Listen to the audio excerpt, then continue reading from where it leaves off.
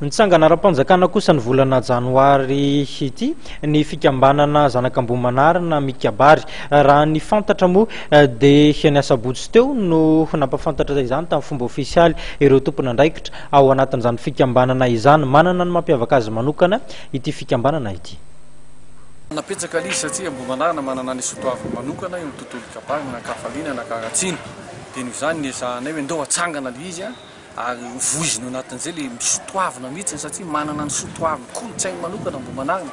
Dia izay ny nananganana azy hoe ny hamoizana ny ampianarana indrindra hoe hosolofo dimbiniala rehetrarehetra eto amin'ny vohitra Ambohimanarina eo amin'izany tontolon'ny kabary izay fomba manokana Ambohimanarina izany.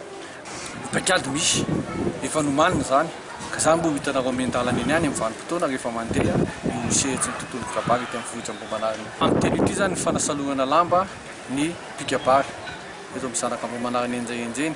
Amin'ny teny ity ny anambarana fomba manetsiketsika ny fijoroany ara-panjakana ary amin'ny teny ity no hitsofana rano amin'ilay mahenjeny anay izay hitarika ao mitarika an'ity vohitra Ambohimanarina enjeny ity. Manentana antsika andiano ny teny ary feheziny amin'ny hafa fanjavaja lehibe dia ny hoe ny teny atao amin'ny antony ny toy ny paoma volamena ao anaty lovia volafotsy tsara soratra atao amin'ny antony teny ary manentana antsika mba hikalo izany akato ny teny malagasy izany.